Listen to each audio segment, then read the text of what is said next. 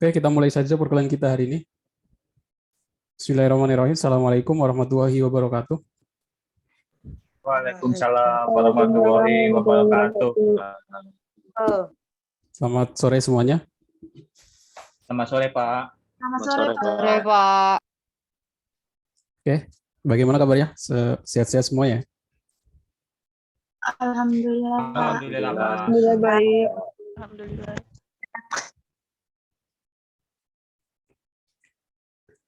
Alhamdulillah di sore hari ini kita bisa ketemu lagi. Tidak terasa, udah masuk ke pertemuan ke-6. Jadi tinggal 1 minggu lagi ya, atau pertemuan ke-7 nanti, minggu depan. Habis itu kita memasuki UTS.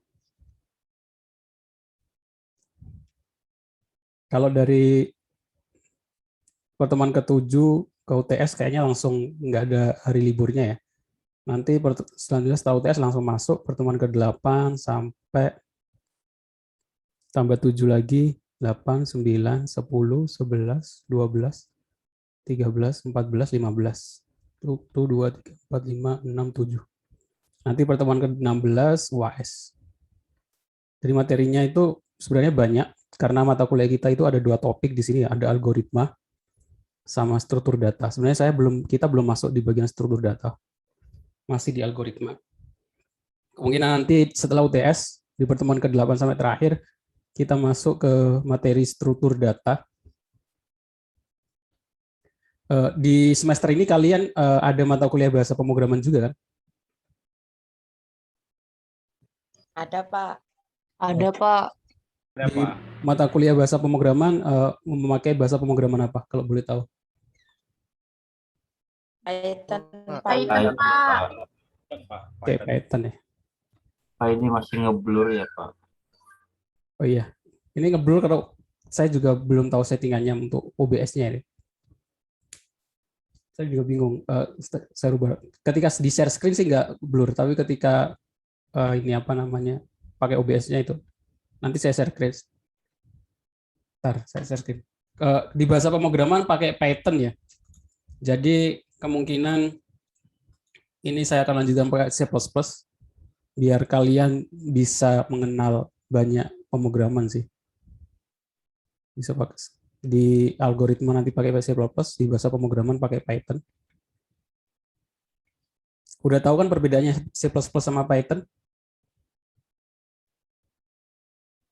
Sudah, Pak. Apa saja perbedaannya? Ada yang bisa jawab?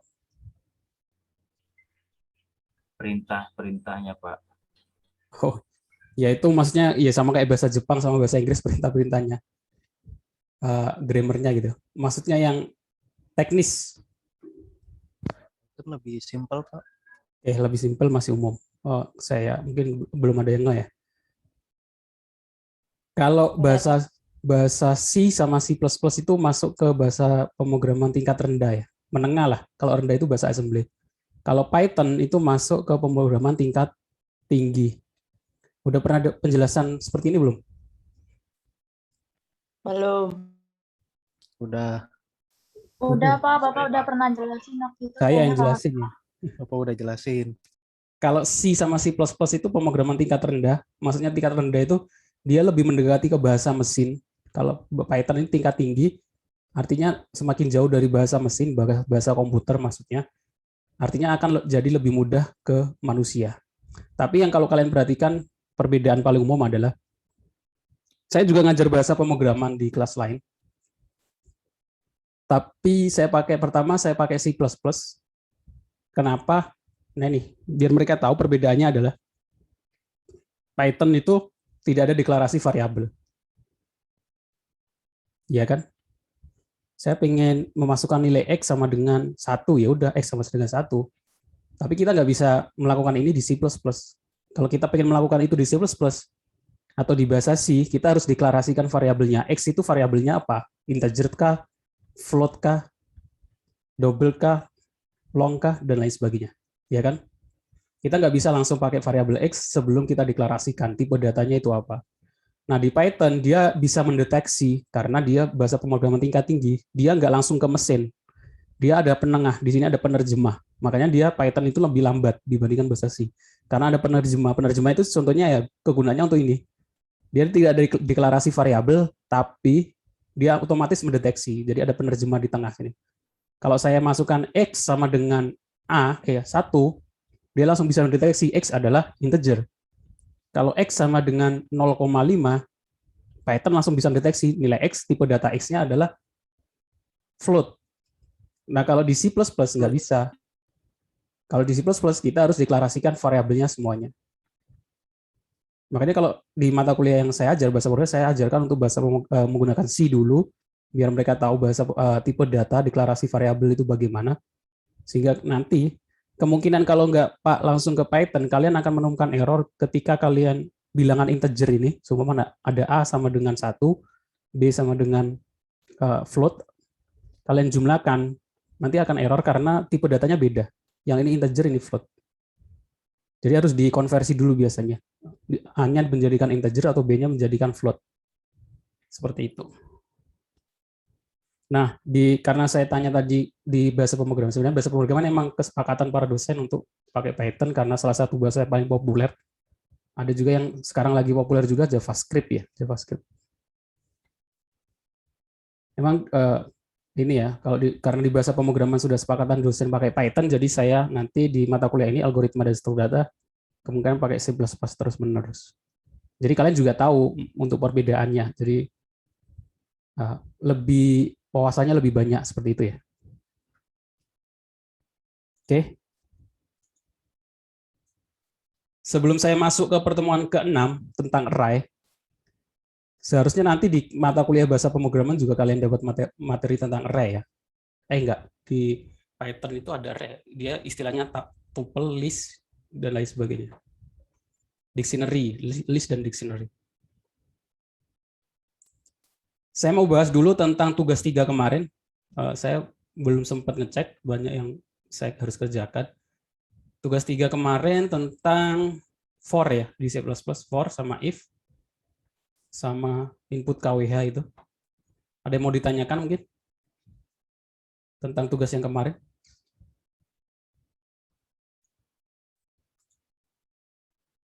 Flowchart ya. Flowchart-nya Pak, lumayan. Oke.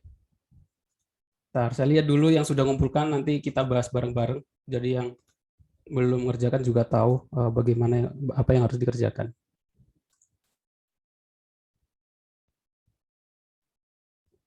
Oh, banyak yang belum saya koreksi sebenarnya. Terakhir tanggal 27 pagi ya. Ntar, dari atas dulu ya, mungkin yang ada orangnya. Dava ada Dava. Hadir. Oke. Karena ada, berarti saya bahas tugasnya. Udah lihat, udah dicek ya di boot. Feedbacknya apa? Nama NIM. Oh ya. Oke, kemarin saya sudah umumkan untuk flowchart ditulis nama sama name. Yang ditulis itu bukan variabelnya. Sesuai di program. Kalau di program itu kan kalian cetak langsung nama dan name kalian. Jadi di flowchart ini ditampilkan nama dan name, bukan tampilkan judul, nama dan name. Nama dan name-nya dicetak nama masing-masing, name masing-masing ya. Seperti itu. Terus apa lagi feedbacknya? Dava? Udah itu aja. Itu aja. Oke, berarti udah banyak yang benar. Iya. Bentar, saya cek dulu. Saya biasanya koreksinya agak cepat-cepat, jadi banyak yang kelewat sebenarnya. Tapi kalau masalah-masalah sepele sih saya abaikan. Oke, ini saya tekankan lagi dalam pembuatan program. Saya tekankan lagi ya, tahapannya itu kalian pahami dulu algoritmanya. Terus kalau algoritmanya udah paham, fix. Oh iya, seperti ini langkahnya ini nih. Habis itu diimplementasikan di flowchart. Makanya algoritma kadang nggak saya minta untuk ditulis ya, cukup flowchart aja karena kalau sudah bisa buat flowchart sih harusnya bisa buat algoritma. Kalau dua ini fix, harusnya nggak ada kendala di implementasi atau di kode. Ada beberapa mahasiswa yang nanya ke saya, Pak, program saya ini udah benar atau belum? Dia ngupload kodenya programnya, dikirimkan ke saya. nggak saya bilang benar atau salah. Saya langsung flowchartnya udah dibuat belum gitu. Kirimkan flowchartnya dulu aja gitu. Ternyata flowchartnya belum dibuat. Nah, itu yang jadi masalah. Kalau flowchartnya aja udah belum dibuat, saya kemungkinan programnya ya saya nggak bisa nilai programnya kalau flowchartnya belum dibuat ya. Jadi ini program dulu ya. Langkah yang benar adalah buat flowchart dulu. Jadi langkahnya buat flowchart dulu. Enggak, itu soal. Oh, itu soal lah. Iya, iya. Oh iya, iya, soal. Iya, ini udah benar. Langkahnya udah buat flowchart dulu ya. Karena ada beberapa yang saya koreksi, dia buat program dulu, flowchartnya di akhir dan acak-acakan ya. Itu yang jadi masalah. Agak aneh kalau dia flowchartnya benar, tapi programnya benar tapi flowchartnya acak-acakan. Itu yang aneh. Karena kalau sudah bisa buat flowchart, otomatis bisa buat program. Tapi kalau buat program bisa, terus nggak bisa buat flowchart, ini jadi pertanyaan. Karena algoritma itu yang penting. Karena kalian itu kan kuliahnya S1, jadi perbedaannya antara nanti analoginya seperti ini. Kalau saya jelaskan di dunia medis mungkin yang lebih mudah, yang mungkin sering kalian temui ya. Di dunia medis atau dunia kesehatan, itu kan ada dokter sama perawat ya. Perbedaannya apa?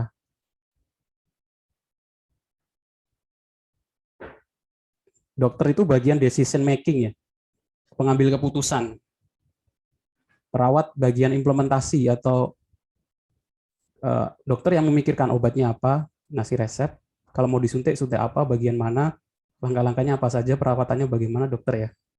Perawat implementasi saja, nyuntik, ngasih obat, ngasih saran dan lain sebagainya. Di dunia IT juga sebenarnya itu ada tingkatannya seperti itu. Kalau mahasiswa S1, lulusan S1, dia itu harusnya dia sebagai analis.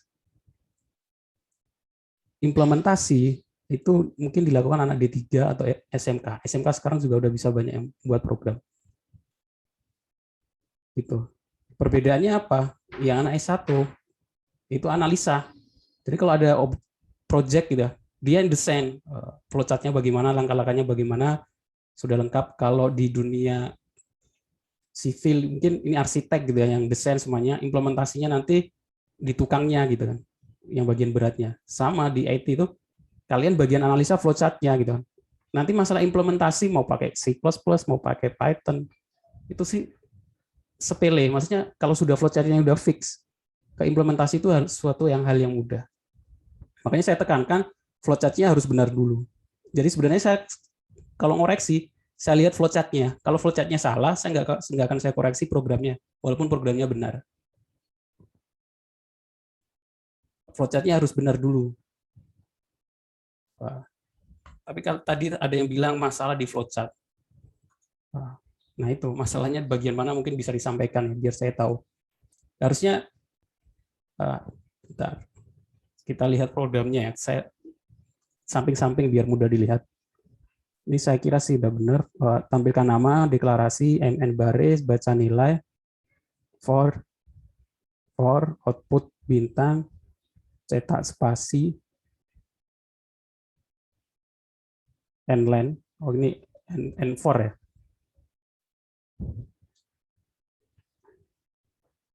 Oke, nggak apa-apa seperti ini.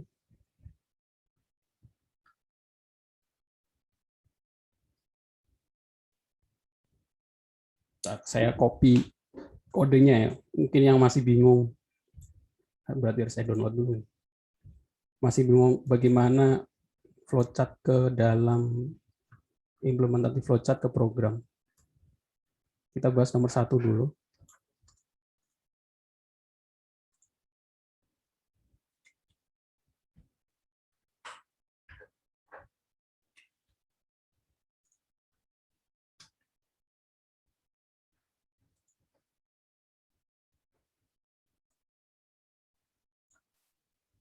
Kelihatan nggak?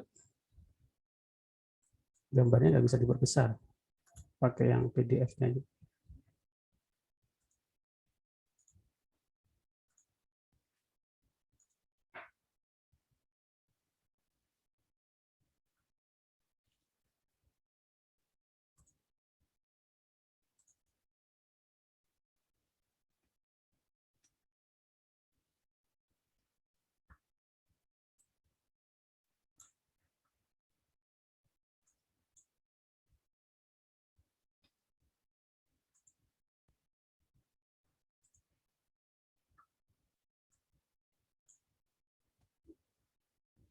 Oke, kita mulai dari flowchart ya. Harusnya flowchart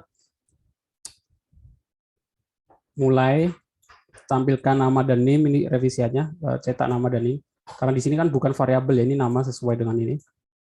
Jadi di sini nama name, deklarasi variabel, m, n, baris. Biasanya ditulis nggak apa-apa, nggak ditulis juga ditulis seperti ini juga apa, ditulis integer m, n. Nah, ini kan sama kan, ini mulai itu artinya ya bagian sini, include, iostream, integer main gitu kan, sampai sini. Terus ini kan dicetak, ini cout, nama sama name.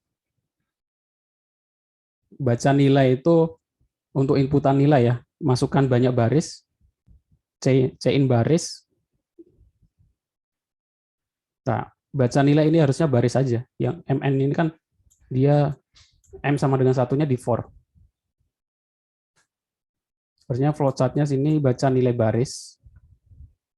Seperti itu.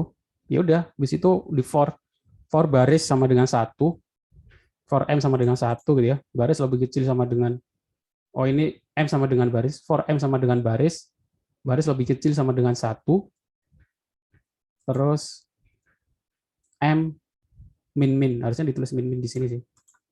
Nggak apa-apa, di bawah juga nggak apa-apa. Habis itu for lagi, cetak bintang,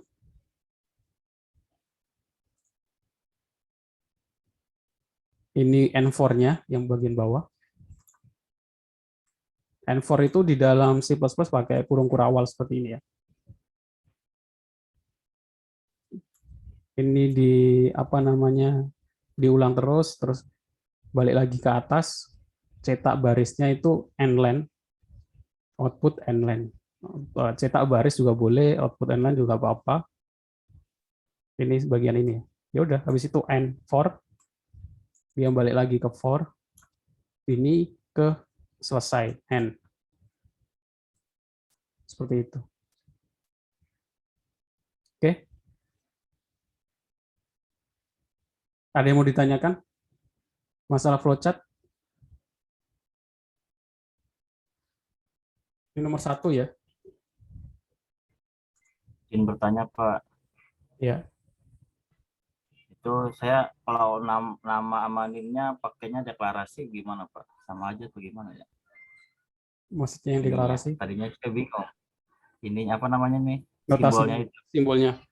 Kan simbol cetak kan emang ini apa namanya, jajar genjang ya. Iya pakai jajar genjang. Kalau deklarasi kan pakai namanya apa sih? Saya lupa terus. Ini kerucut gitu ya. Segi 6. Ya, saya sempat bingung di situ juga. Oh, iya. Nama amanin. Diingat-ingat aja, tampilkan itu jajar genjang, deklarasi segi 6, proses itu persegi panjang. Di sini kan nggak ada proses yang perkalian dan lain sebagainya. Cuma ada cetak sama for.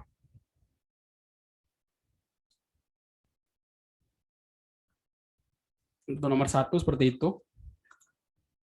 Oke, nomor 2 biar mirip, ini ke logika yang masalah baris sama kolom ya. Dan kemarin ada yang nanya, nomor 2 ini caranya ada 2 Pak ternyata. Ya emang solusinya itu enggak cuma 1 ya. Contohnya kalau saya pengen masalahnya saya pengen ke Bandung, solusinya kan ada banyak, ada naik kereta, naik travel, naik bis gitu ya. Sama untuk menampilkan segitiga sama sisi juga solusinya ada banyak. Jadi pilih salah satu aja yang menurut yang kalian pahami. Jadi jawabannya sebenarnya enggak 1. Seperti itu ya.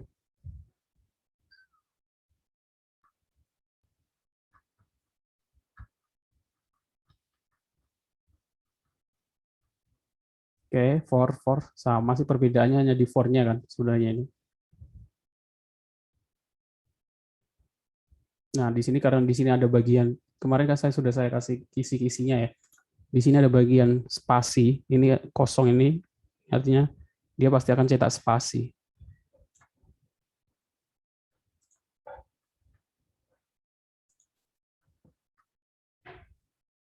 Oke.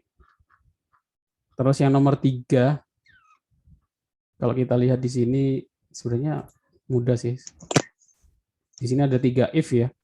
If yang pertama, kalau lebih kecil dari 100, pembayarannya 100.000.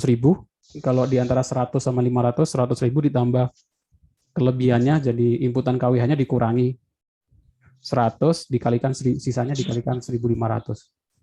Bentar, saya lihat flowchart-nya dulu.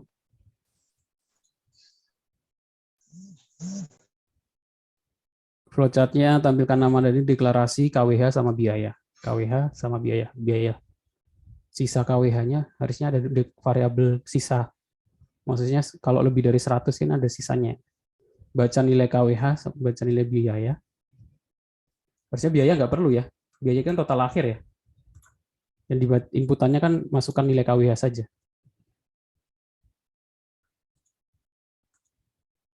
Jika lebih kecil dari 100, jika benar proses hitung biaya sama dengan 100. Oke.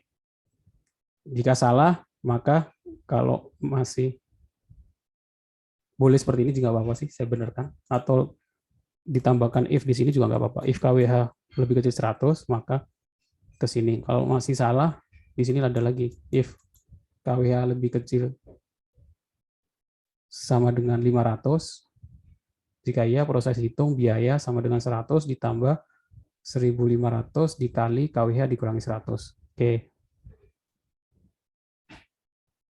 Terus yang terakhir, else. Jika tidak semuanya, KWH lebih besar dari 100 juga boleh. 500. Proses hitung biaya sama dengan 700, 1.500.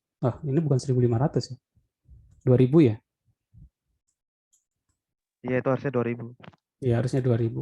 2.000, Pak. Kalau di Tapi saya udah flowchart-nya, yang revisinya. tapi di programnya 2.000. Yang terbaru 2.000. Ya, yang direvisi. Kalau di sini masih 1.500. Nah, seperti ini emang. Kalau flowchart-nya salah, kemungkinan programnya juga salah karena ini yang salah siapa? Yang salah bagian analis, yang bagian kalau arsitek sebuah bangunan yang salah, kalau rubuh itu yang disalahin siapa? Apakah tukang? Bukan ya. Kalau secara hukum yang disalahin arsiteknya, yang rancang desain. Walaupun dia lebih ringan pekerjaannya, tanggung jawabnya lebih besar gitu ya. Sama sih kalau buat program itu nggak jalan, programmer mungkin nggak disalahin karena dia hanya kode sesuai perintah, sesuai flowchart-nya. Yang disalahin yang analisanya, analisisnya, yang desainnya gitu ya. Kalau ada yang salah gitu. Hampir sama seperti itu. Value-nya 2.000. Ini output total biaya. Oke, seperti itu. Saya kira nggak susah buat flowchart ya. Harusnya sih nggak ada masalah sih. Mungkin ada yang mau ditanyakan masalah flowchart. Yang bertanya, Pak. Ya. Untuk yang if yang kedua itu dari soal itu lebih dari 100 ya. Iya. Pemakaian lebih dari 100 dan kurang dari 500 kWh ya. Berarti Iya. artinya yang 100 kWh itu nggak ada di sini apa ya? Jadi kalau saya buat programnya itu dari if ini, jadi si 100 itu nggak terdeklarasi. Jadi kalau saya klik 100 jadinya akhirnya di 0 gitu. Oke. Benar nggak, Pak? Iya, benar. Nah, karena itu di situ nggak ada kurang dari sama dengan gitu ya. Oh iya. Nah, itu bagian dari pengujian. Nanti kalau kadang kesalahannya bagian nah itu ada beberapa hal yang nanti kalau kalian buat real project real, nanti ada setelah program itu jadi, itu nanti ada istilahnya pengujian produk ya. Pengujian produk itu biasanya kita coba input-input yang mungkin ada yang kelewat gitu kan, kesalahan logika atau kesalahan asumsi gitu kan. Biasanya contohnya seperti ini. Sebenarnya ini ada yang harusnya ini kan lebih kecil, nggak ada sama dengannya masalahnya. Harusnya di sini ada sama dengan. Nah, ini salah satu istilahnya bug set atau celah gitu. Sama nanti kalau kita buat form gitu kan, form pendaftaran atau form biodata, masukkan umur gitu. Kalau itu programnya mungkin yang buat anak SMK, mungkin nggak ada pengecekan, mau dia masukkan umur 500 tetap berhasil, mau dia masukkan umur masukannya ABC tetap berhasil gitu ya. Yang penting kalau program itu standarnya anak SMK, yang penting jalan. Tadi kalau standarnya S1 dicek, kalau kita bisa memasukkan umur itu 500, program ini invalid gitu ya. Nggak sesuai, karena nggak ada manusia umurnya 500 gitu ya. Harus diperbaiki gitu. Nah, apa namanya? Dilakukan coding ulang, harus ada pengecekan, dibatasi umur manusia itu maksimal berapa gitu. Terus dicegah juga untuk tidak bisa memasukkan selain angka gitu. Ada yang masukkan ABC, kali dan lain sebagainya, itu nggak boleh juga. Nah, itu nanti ada mata kuliah pengujian sistem, masuk ke pengujian sistem. Jadi setelah produk itu jadi, nggak mungkin produk itu akan langsung fix 100%. Pasti ada, namanya juga manusia, pasti ada yang kelewat. Oke. Jadi saya Itu bisa, Pak, saya pas jalanin program, pas pakai ABC juga kok kebaca ya, gimana caranya biar nggak kebaca gitu ya? Misalkan dari input KWH-nya itu kan harusnya 100, 200 ya, saya coba tulis A, tapi kok jadi kebacanya gitu, bisa kebaca gitu ya. tipe datanya harusnya integer. Kalau di C++ ya KWH-nya ini tipe datanya. Kalau tipe datanya integer dia biasanya langsung error, maksudnya N gitu biasanya. Tipe data KWH ini. Integer KWH ya. Kalau dimasukkan ABC harusnya nggak bisa. Nggak jalan biasanya prosesnya. Harusnya. Kalau di C++. Kalau di Python karena dia nggak ada tipe datanya, dia tetap jalan, tapi nanti errornya ketika KWH ini dikalikan 500, jadi akan error juga, karena KWH-nya itu string jadinya ya. Dikali 500, string dikalikan integer nggak akan bisa.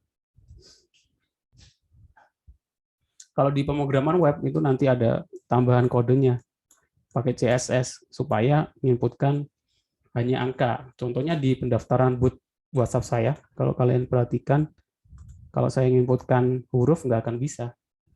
Ntar saya buka dulu ya. Sudah saya istilahnya dihalangi untuk, nah ini WhatsApp number ini kalau saya pakai keyboard huruf nggak akan bisa. Bisanya angka, tapi belum saya batasi, angka itu normalnya sampai 12. Kalau kayak gini masih invalid juga, harusnya nggak bisa. Terus harus dimulai dari 62, karena nggak mungkin kan, ya mungkin ada juga yang pakai nomor luar negeri, tapi standarnya sih bagusnya 62 atau 0 gitu ya. Kalau dimulai dari angka 8 atau dimulai dari angka 4 harusnya ada informasi bahwa nomor invalid. Nah, tuh bedanya, kalau bedanya anak SMK sama D3 buat program sama anak S1. Sama seperti kalau SMK otomotif gitu ya. Kalau SMK otomotif, ya mereka udah bisa buat sepeda motor ya, bahkan ada yang bisa buat mobil. Tapi goalnya mereka yang penting bisa jalan. Kalau anak S1, aspek yang dinilainya banyak. Apakah ramah lingkungan, terus bobotnya, aerodinamikanya, nanti kalau bentuk warnanya bagaimana, bahannya kuat atau enggak. Beda gitu. Walaupun sama-sama kendaraan. Sama kalau di IT juga sama-sama program, harusnya kualitasnya beda. Seperti itu ya. Cukup dimengerti ya.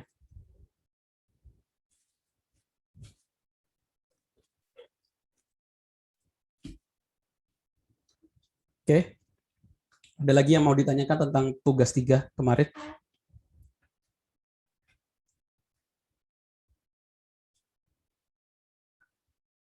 Nggak ada. Udah Pak, cukup mengerti Pak.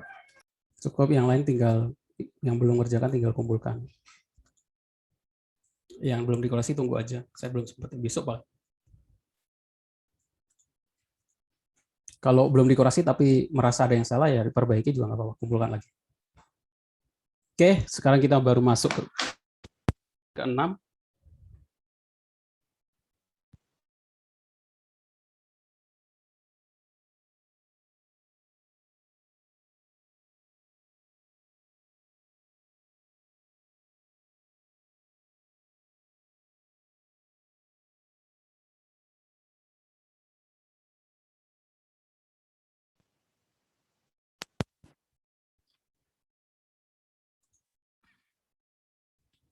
Tes 1 2 3.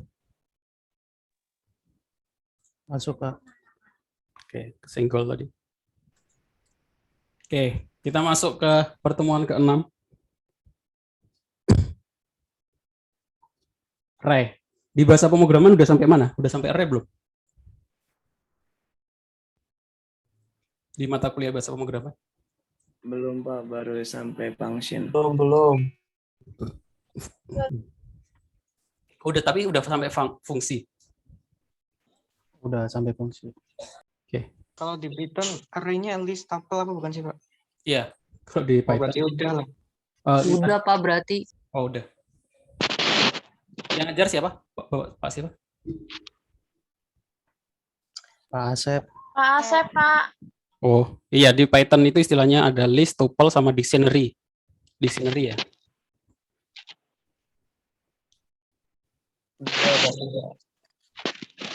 Oke, sekarang kita bahas array. Ini tujuannya mampu memakai makna dan kegunaan array. Jadi walaupun ya sebenarnya saya juga bisa juga milih bahasa pemrograman Python sebagai mata kuliah di ini apa namanya algoritma, tapi nanti akan sama gitu ya materinya. Oke, tapi sebelumnya saya mau share video dulu. Ini di luar topik sebenarnya, tapi cukup penting karena sering terjadi. Gak boleh kasih informasi di sosial media ya.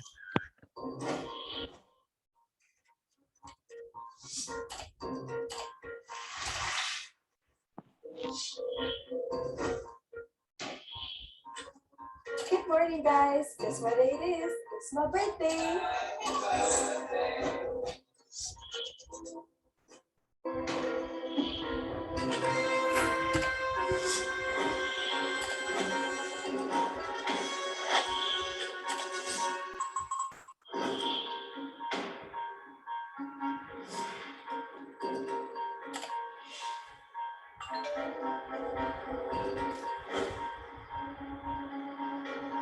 Hey, where are these germs coming from?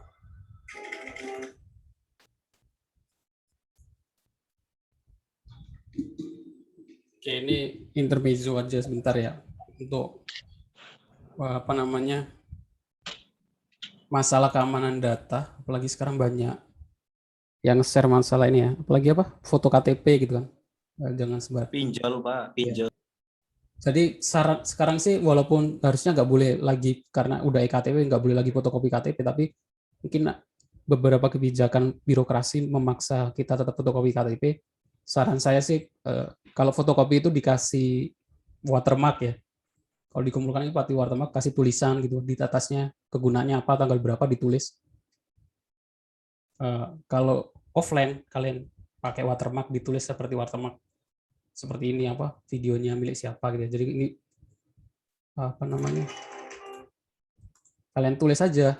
Sekarang aplikasi watermark kan ada banyak ya, ditulis di fotokopi untuk kebutuhan apa BPJS tanggal sekian. Jadi ketika nanti nggak bisa digunakan untuk kebutuhan lain, walaupun nanti bocor gitu. Sarannya seperti itu. Jadi jangan gampang-gampang upload alamat rumah gitu kan, foto depannya. Dari foto kadang kita bisa ngambil lokasinya di mana gitu kan. Apalagi dengan ada Google Street, dia orang bisa lihat hanya foto saja bisa lihat lokasi. Oke, ini intermezzo yang lain, bahasa terpopuler ada dua versi. Kalau versi Stack Overflow itu JavaScript. Kalau versi yang lain ada juga yang mengatakan Python ya. C++ berada di kelima ke-6. Kebutuhannya apa? C itu biasanya digunakan untuk sesuatu yang membutuhkan komputasi yang lebih cepat. Contohnya di sistem operasi. Seperti operasi kayak Windows ini biasanya pakai pemrograman C++. Terus Games ya, Pak. games ya, game menggunakan C atau C++. Dan kayaknya programmer C dan C++ sih nggak terlalu banyak, peluangnya pasti lebih besar. Terus ini ada text editor. Yang paling populer itu emang sekarang VS Code, Visual Studio Code. Dulu waktu saya sih 2009, 2007 Notepad++ ya. Udah kalah sama Visual Studio Code, Atom dan lain sebagainya. Terus web framework ada React.js, jQuery, Express itu Node.js. Kebanyakan JS semua kalau framework web gitu ya. Yang lagi ramai sekarang. Dulu sih PHP, ada framework Laravel, CI dan lain sebagainya. Terus ada cloud platform terpopuler, Google Cloud gitu ya. Apa? Kalau kita buat sistem, kan biasanya kita sewa hosting. Hosting kan shared hosting ya. Shared hosting itu artinya komputernya dibagi-bagi, di-share gitu kan.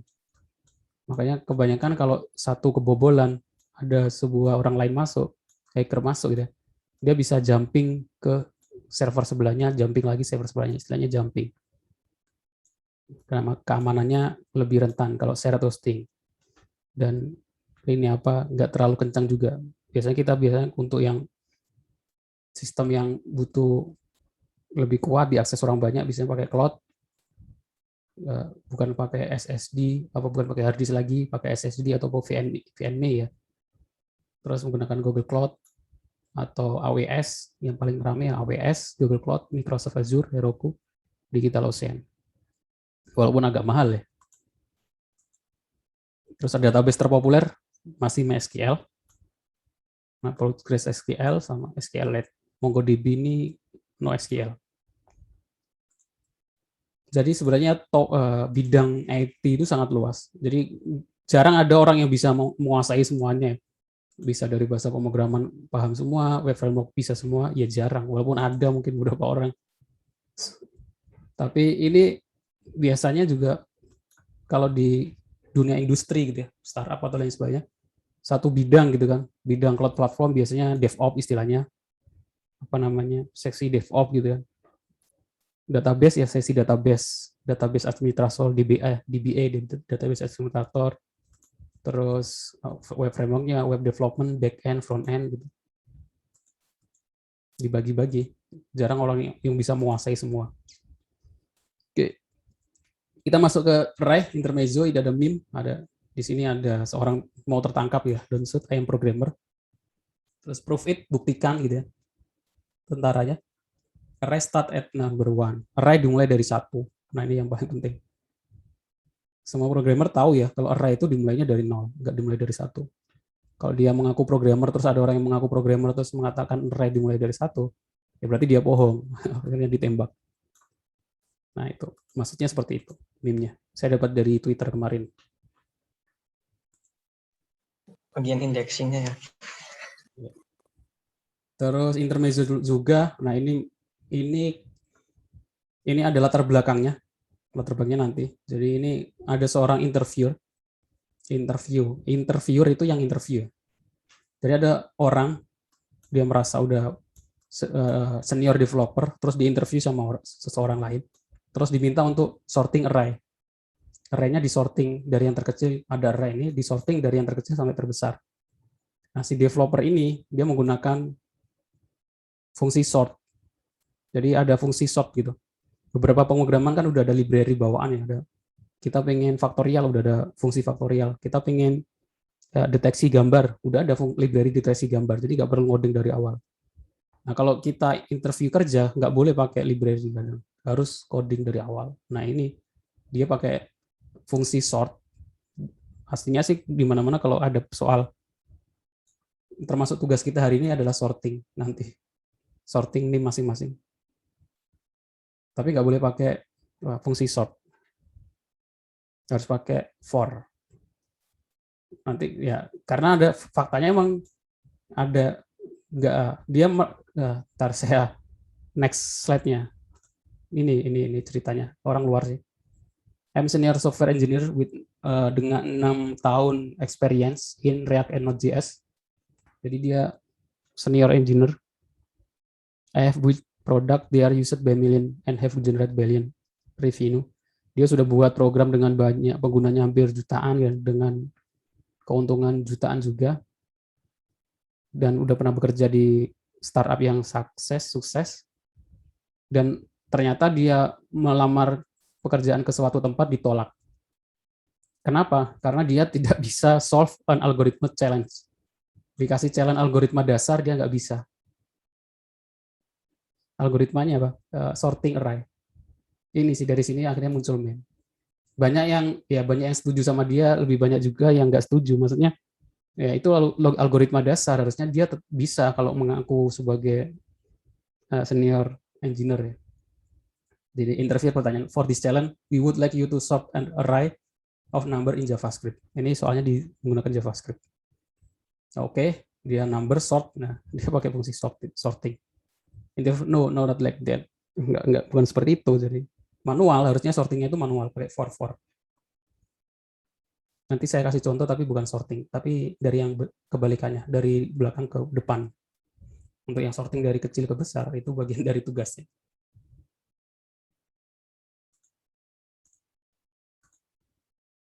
Iya, Mas. Ya harusnya sih kalau sudah 6 tahun. Ya kadang emang beda sih, Masnya. Kalau sudah pengalaman di 6 tahun kan mungkin hal-hal sepelenya dia kelewatan. Udah terbiasa terbantukan dengan library. Tapi itu hal dasar. Itu sama kayak apa ya? Akhirnya ada dokter gitu, udah punya pengalaman banyak. Ketika dia ada kebutuhan untuk praktek suntik atau nutup luka salah gitu kan, ya tetap salah gitu kan. Walaupun dia punya gelar dokter, tapi hal yang dasar nutup luka atau bersihin luka atau nyuntik dia masih gemetaran atau ya jadi pertanyaan gitu ya. Walaupun itu nggak dia lakukan karena udah nanti dibantu oleh perawat gitu. Tapi kan harus tetap bisa gitu. Itu intermezzonya. Saya sarankan sih aktif di Twitter ya, karena anak IT semuanya kebanyakan Twitter, terus ikut grup-grup pemrograman. Kalau dulu saya masih rajin, kadang waktu di Jogja ikut kumpul Python Jogja. Python yang bahasa pemrograman yang sering kumpul itu Python Jogja ada, Python Jawa Barat, Bandung ada, Python Jakarta nggak ada, Python Bekasi nggak tahu ada atau enggak. Komunitas Python yang paling biasanya ada seminar ya, kumpul tiap tahun juga ada. Tapi sekarang sudah nggak aktif lagi saya. Kalau seminarnya tetap ada, kayaknya tiap bulan juga ada. Saya cari aja di YouTube, ada Python Bandung, Python Jogja, Python Surabaya, JavaScript juga ada. Masuk di grupnya Facebook, Telegram, biar ngikutin perkembangannya. Terus follow-follow di Twitter dari kayak penemunya Python siapa, penemunya JavaScript, penemunya C++, penemunya C. Hampir semuanya sih punya akun Twitter. Nanti kalian akan paham bahwa orang-orang IT gitu, developer Gojek, developer Bukalapak, orangnya itu saja. Kebanyakan yang isi nanti di aktif di grup Python ternyata ya pembesarnya di Bukalapak. Orangnya nggak luas sebenarnya apa lingkupan IT. Di security nanti ketemu orang ya itu saja. Ambil ilmunya dari grup-grup, nanya-nanya gitu ya. Oke. Pendahuluan. Nah, ini kalau kita tidak menggunakan REST, contohnya kita pengen tuliskan program untuk menjumlahkan bilangan dan mengurutkan bilangan tersebut secara terbalik gitu ya. Nah, kalau kita nggak menggunakan array, kita menggunakan variabel satu-satu, bilangan 0, bilangan 1, bilangan 2. Kita masukkan bilangan, C-in bilangan 1, bilangan 2, bilangan 3. Gitu. Terus di total, urutan terbalik, bilangan 4, bilangan dicetak satu-satu. Nah, ini kita bisa lakukan dengan array. Dengan satu variabel yang isinya adalah banyak data. Kalau dalam bahasa Indonesia itu lari, tapi jarang dipakai ya istilah lari. Ini juga contoh lain. Nah, itu kalau cuma 5, kalau 20 kan variabelnya akan ada 20 banyak ya. Kalau 200 atau 100 kan jadi pusing gitu, harus buat 100 variabel. Makanya muncul ada istilahnya array. Nah, kadang juga disebut table, vektor, lari. Nah, dalam array itu ada kotak-kotak seperti lemari gitu ya. Bedakan array sama index array. Index array itu urutannya. Kalau array itu, kalau elemen array itu isinya dengan tipe homogen, sejenis artinya. Kalau string semua, kalau integer semua.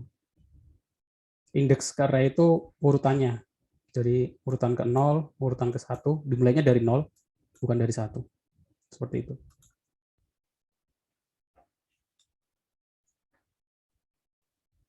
Array adalah kumpulan data yang bertipe sama yang menggunakan nama yang sama. Jadi tipenya sama menggunakan nama yang sama. Nanti kalau tipenya beda nanti ada istilah lagi yang lain. Kalau di JavaScript, di Python kan ada tuple, list, dan lain sebagainya. Dengan menggunakan array, sejumlah variabel dapat memakai nama yang sama. Antara satu variabel dengan variabel lain di dalam array dibedakan berdasarkan nomor elemen atau indeks keberapa. Variabel dapat dideklarasikan bertipe array dari suatu tipe tertentu. Setiap elemen array diakses dengan berupa indeks. Tandanya kalau sesuatu itu array itu apa? Tandanya adalah dia pakai kurung siku. Di C++ menunjukkan kalau di array adalah kurung siku. Variabel siswa gitu. Kalau ada kurung sikunya, i gitu. Ini artinya dia array. Kalau variabel siswato kan kita hanya bisa isi satu saja. Kalau i dalam kurung 10 berarti kita bisa isi 10 siswa dalam satu variabel siswa. Maksudnya seperti itu. Oke. Cukup jelas ya? Contoh ada variabel tab integer, ini nama variabelnya. Ini panjang array-nya. Kalau panjang array-nya adalah 10, berarti elemennya adalah dari 0 ya sampai 9. Array-nya bernama tab integer, setiap elemen bertipe integer, ukurannya 10 elemen. Setiap elemen indeksnya dimulai dari i atau dari 0 sampai ke 9. Ini contohnya.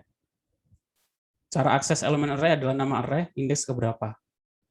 Contohnya cout tab, nama array-nya tab integer, indeks keempat. Indeks keempat itu berapa?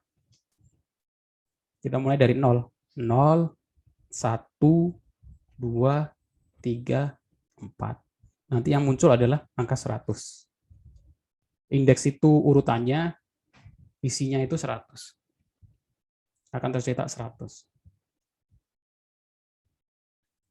Tab 0 ditambah tab 5, X bernilai 3. 0, 1, 2, 3, 4, 5.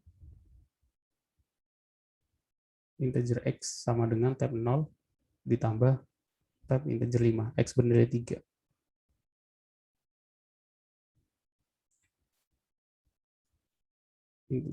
Tab 9 isinya ini ya, 3.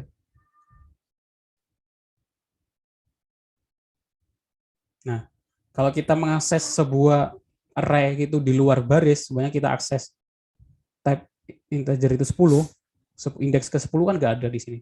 Nanti akan muncul error. Karena di luar dari kotak atau indeksnya. Di luar rank istilahnya.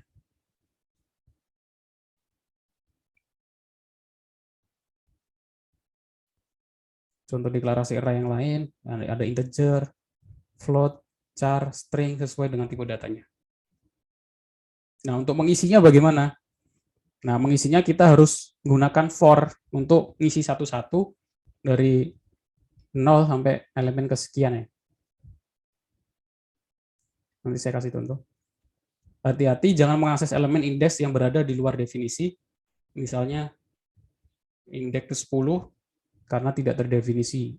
Karena batasnya sampai 9. Jangan membaca elemen yang belum diisi nilainya. Elemen array yang telah diberi nilai dapat diakses kembali. Caranya bagaimana? Saya kasih contoh di dev C++ ya.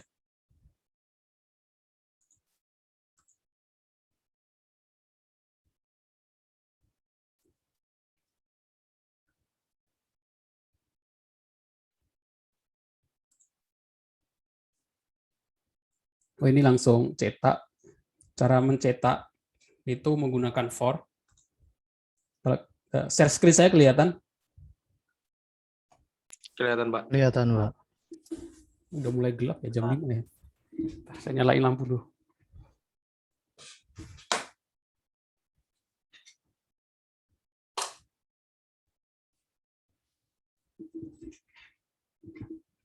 Oke. Cara ngisi array gimana? Kalau kita pengen ngisi tanpa inputan user ya langsung seperti ini. Integer tipe data, nama array-nya data, isinya 5, langsung kita isi. Nah, ini pakai kurung kurawal isinya, array. Isinya 4, 1, 0, 9, 8. Cara cetaknya bagaimana? Cara mencetaknya kita harus menggunakan for. For elemen 0, 0 elemen sama dengan lebih kecil dari 4, elemen plus plus. Jadi data ke elemen. Ini ya, ini array-nya. Elemen. Dia akan kecetak isi aksesnya. Outputnya bagaimana? Kalau kita jalankan.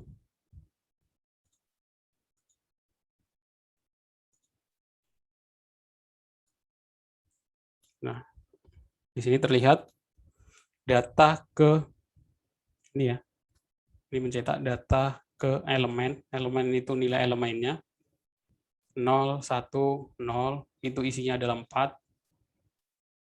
Terus nanti elemen kedua ke 1 isinya 1, kedua isinya 0. Seperti ini. Ini untuk menampilkan. Oke. Sudah ada contohnya ya di PowerPoint, kalian bisa download di booth atau di website.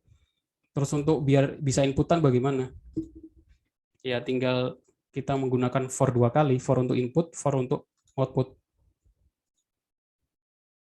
Nah, ini data ke 0 kita isi 12, 32, 43, 22, 12. Nah, dia langsung isi ya. Kalau ini kita memasukkan array-nya dengan menggunakan user, kita deklarasikan tanpa mengisi datanya, integer, data, array 5, array dengan 5 elemen bertipe integer. Terus untuk isinya, kita menggunakan for, elemen sama dengan 0, elemen lebih kecil 4. Kenapa 4? Karena mulainya dari 0. Cout data, masukkan data ke 1, data ke elemen, cin data, kurung elemen. Ya sudah, itu kalau pengen ditampilkan, ya for lagi. Jadi pengen input menggunakan for, pengen output menggunakan for. Oke, cukup jelas untuk bagian input-output array.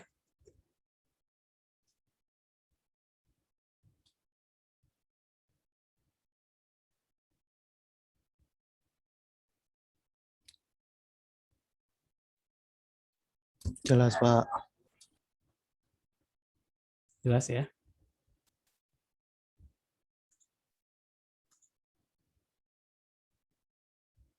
Nah, ini yang sebenarnya bisa jadi PR juga sih. Untuk mengecek nilai yang terbesar bagaimana? Enggak apa-apa, saya kasih langsung contoh ya. Nilai maksimum, semuanya ada array. Array-nya ini. Untuk ngecek nilai yang terbesar, ada 4, 1, 10, 9, 8, 5 gitu. Kalau manusia kan ya langsung bisa dilihat aja ya. Kalau komputer kan harus ngecek satu-satu. Ya, kita menggunakan for cek satu-satu, terus di if ya. Dan di sini kita menggunakan max nilai variabel baru ya, variabel kosong. Nilai maksimanya sama dengan data 0. Kita siapkan untuk nilai maksimal, nilai max-nya. If data sama dengan elemen ke 0, kan dimulai dari 0, lebih besar sama dengan max. Max-nya kan masih 0. Max sama dengan data elemen. Jika tidak, max sama dengan max. Paham nggak maksudnya? Saya kasih contoh 3, 2, 1 gitu ya. Pertama 0 dulu, data 0, max-nya 0, data elemennya 3. Apakah 3 lebih besar sama dengan max? Iya. Maka max adalah data elemen. Jadi 3 ini menjadi data elemen, data max, jadi 3. Jadi max-nya berubah jadi 3. Terus ini ganti kedua. Apakah max lebih besar dari, apakah elemen kedua ini lebih besar dari max? Oh tidak, max-nya tetap 3. Terus baru dicek lagi terakhir. Apakah 1 ini lebih besar dari max? Oh tidak, berarti max-nya adalah 3. Oke. Paham maksudnya?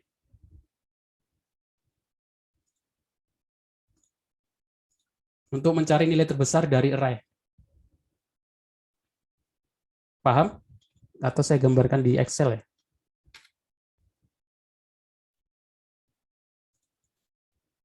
Karena nanti ada soal yang terbesar, saya lupa tugas.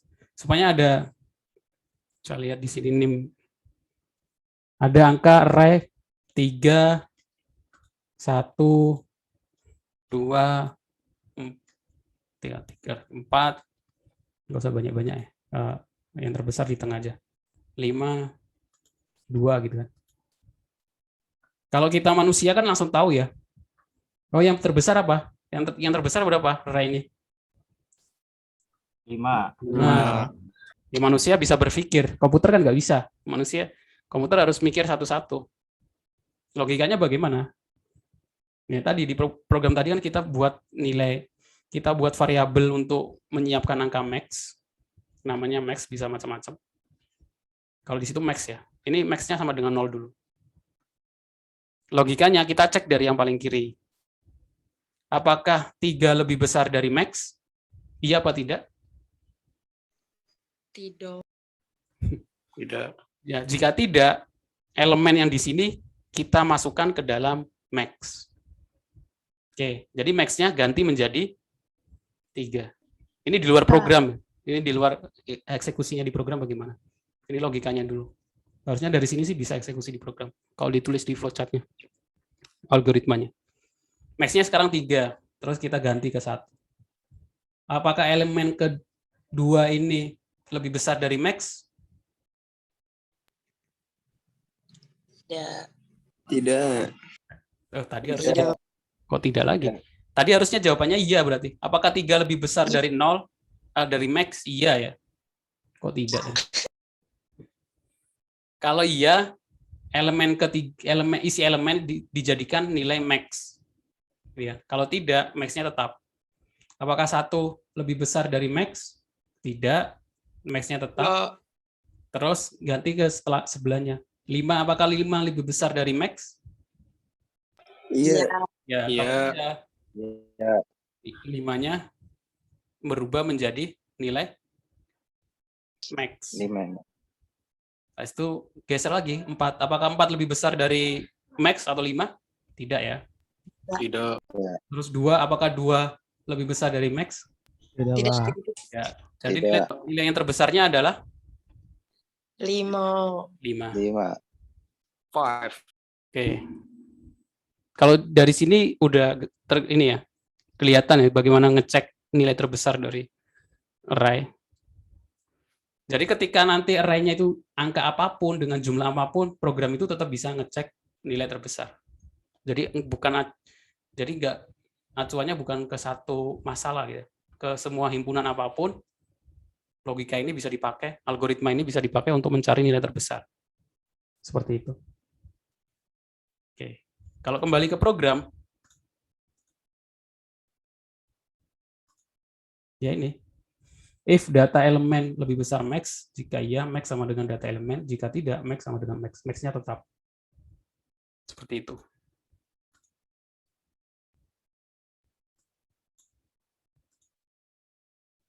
Oke.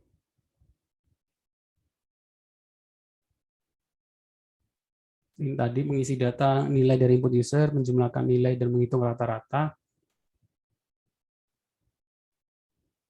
Tinggal menggunakan for sih, harusnya mudah. Mencari indeks suatu nilai. Jadi tadi kan mencari yang terbesar. Kalian juga boleh mencari, ada sebuah array, dicari. Semuanya array-nya ini, apakah 1 itu bagian dari array tersebut, gitu bisa. Ini untuk menampilkan, ini untuk entry, ini untuk mencari nilai maksimum, ini untuk urutan dan bilangan terbalik, membalik array. Nah, array di 2 dimensi ini nanti, ini sekilas saja, nanti mungkin minggu depan untuk yang materinya lebih detail. Jadi array 2 dimensi itu bagaimana? Array 2 dimensi itu ya sebenarnya sudah kita singgung sebentar di pertemuan sebelumnya, yaitu yang for di dalam for, seperti ini.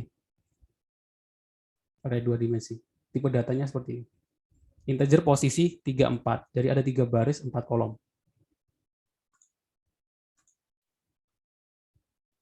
Nanti akan kita lebih detail di pertemuan ke-7 terakhir, termasuk pembahasan soal UTS. Nah, array 2 dimensi nanti ada hubungannya untuk operasi metrik. Masih ingat penjumlahan metrik, perkalian metrik? Masih ingat? Baris kali kolom, itu penjumlahan, perkalian. Nanti minggu depan kemungkinan tugasnya itu penjumlahan perkalian metrik. Oke.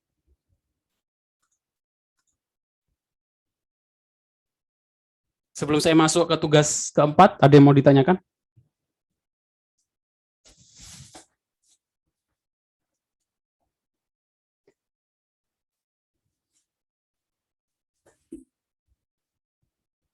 Nggak ada? Kayaknya nggak ada, Pak. Nggak ada ya. Langsung saya bahas tugasnya aja.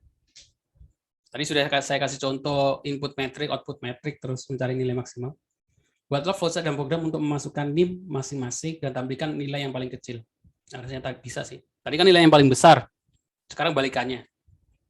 Jadi buat flowchart dan program, jangan lupa tampilkan nama dan NIM. Terus inputannya adalah array, inputan isinya adalah NIM masing-masing ya. Habis itu kalian cetak dari NIM kalian itu pasti 1 sih yang paling, outputnya pasti ada yang 0 juga sih. Ada yang 0, semuanya ada nolnya. Kemungkinan outputnya 0. Walaupun programnya berhasil cetak 0, nanti yang saya lihat itu bukan programnya, yang saya lihat ada logika algoritmanya benar atau enggak. Algoritmanya, flowchart-nya benar atau enggak. Karena saya lihat sih outputnya pasti 0 kalau inputannya di masing-masing. Kebanyakan ada 0-nya.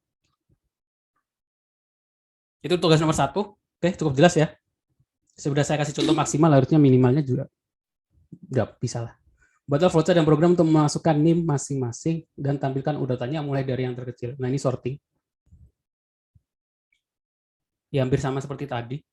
Kalau tadi kan apakah lebih besar? Bisa masih dicek. Saya kasih contoh logikanya. Ini ada urutan array ya. Nggak urut gitu ya. 5, 4, 8, 1. Cara urutnya bagaimana? Dicek satu-satu. Apakah 5 lebih besar dari 4? Jika iya, 5 digeser. Dari 4-nya ke sini, 5-nya ke sini. Apakah 5 lebih besar dari 8? Oh iya, 8-nya geser ke samping. Ini logikanya seperti itu. Kalian implementasikan di flowchart-nya sama programnya. Terus dicek lagi. 8-nya geser ke samping, 5-nya. Apakah 5 lebih besar dari 1? Iya, 5-nya geser ke samping. Nanti diulang lagi. Akhirnya nanti terakhir adalah berurut yang paling kecil ke yang paling besar. Jadi nilainya enggak diinputkan dari user ya Pak ya? Nilai Ya. arraynya. Nilai arraynya adalah di masing-masing diinputkan dari user. Terus nomor 3, cukup 3 soal aja cukup. Buatlah flowchart dan program untuk menampilkan bilangan Fibonacci. Pernah dengar istilah Fibonacci? Deret Fibonacci? Belum? Ini soal ini sih pasti keluar di yang belajar algoritma di tempat manapun nih.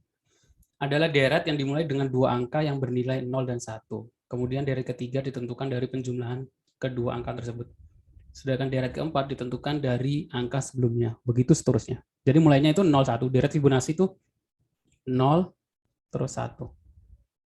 Terus angka setelahnya itu penjumlahan dari angka sebelumnya. 0, 1 kan dijumlahkan 1, jadi 1. 1, 1 dijumlahkan 2. 1, 2 dijumlahkan 3. 2, 3 dijumlahkan 5, 3, 5 dijumlahkan 8. Di outputnya. Ini terus sampai seterusnya. Nah, buatlah flowchart dan program untuk meminta input dari user berupa sebuah bilangan. Jadi semuanya bilangannya 10 gitu. Ya, ini sampai 10 sih. 1, 2, 3, 4, 5, 6, 7, 8, 1, 2, 3, 4, 5, 6, 7, 8, 9, 10 gitu ya. Paham maksudnya ya?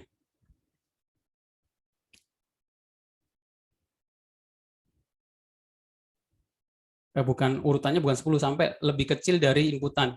Jadi kalau inputannya 10, ya sampai 8 gitu ya. Seperti itu.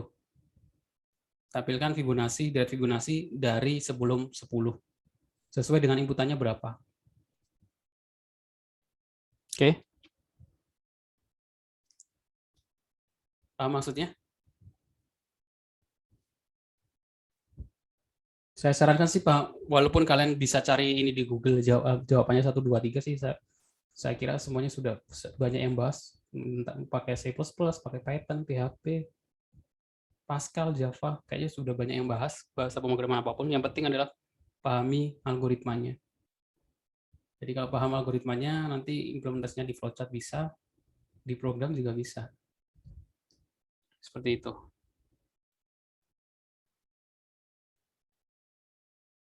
Oke. Tugas 4, silakan dikumpulkan seperti biasa. Ada yang mau ditanyakan?